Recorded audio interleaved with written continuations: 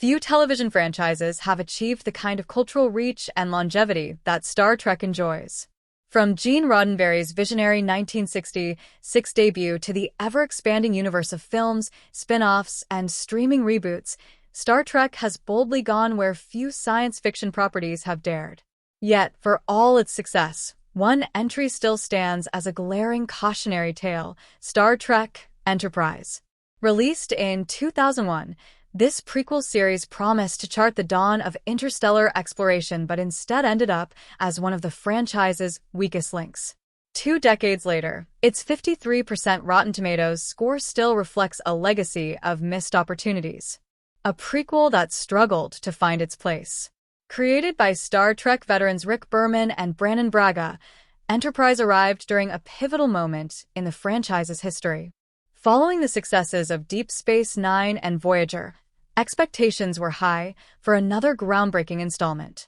Instead, Enterprise faced the daunting task of telling a story before the technology and mythology of the original series even existed, a choice that would prove more limiting than liberating. Set between 2151 and 2161, the show chronicled humanity's first steps into deep space aboard the Enterprise NX-01, captained by Jonathan Archer, Scott Bakula. The concept was sound: a raw, less polished Federation exploring an untamed galaxy. Yet, despite this potential, Enterprise often failed to balance its pioneering premise with engaging storytelling. The writing that never quite landed. From its earliest episodes, Enterprise struggled with inconsistency. The show wanted to feel both fresh and familiar, but often landed somewhere awkwardly in between. Some plots recycled tropes from previous series, while others introduced new elements that clashed with established lore.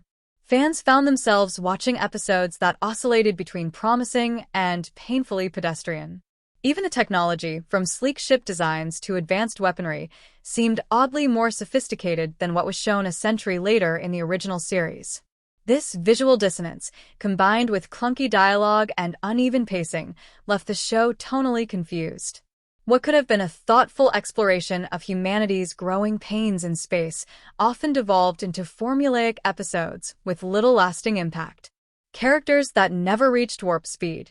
Perhaps Enterprise's biggest flaw lay in its characters. While Star Trek had always thrived on the chemistry between its diverse crews, think Kirk, Spock, and McCoy, or Picard, Data, and Riker, Enterprise's ensemble never fully clicked. Captain Archer was meant to embody humanity's early optimism and moral conviction, but his character arc felt underwritten. T'Pol, Jolene Blalock, the ship's Vulcan science officer, was reduced to one-dimensional conflict and unconvincing emotional beats.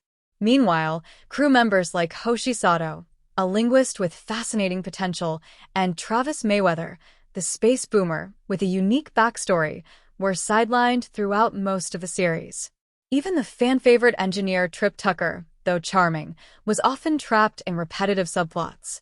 The result was a cast that never achieved the synergy that Star Trek audiences expect. Without compelling character dynamics, even the strongest sci-fi ideas struggled to resonate. Lost opportunities and fan frustration.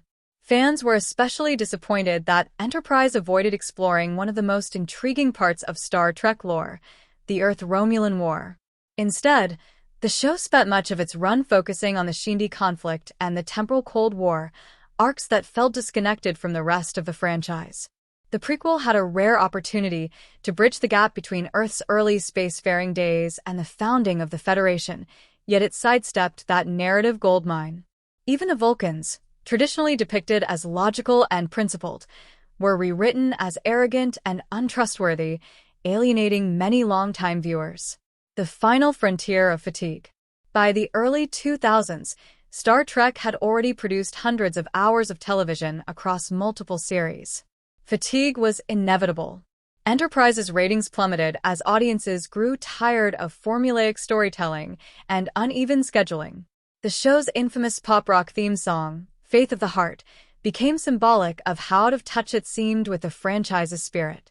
When the series concluded in 2005 after 4 uneven seasons, its finale, a next-generation crossover that sidelined its own cast, was met with widespread disappointment. A legacy worth learning from.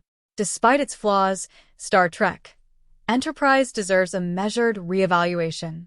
Its ambition to depict the human side of early space exploration remains a noble goal, and its fourth season finally began course-correcting before cancellation struck.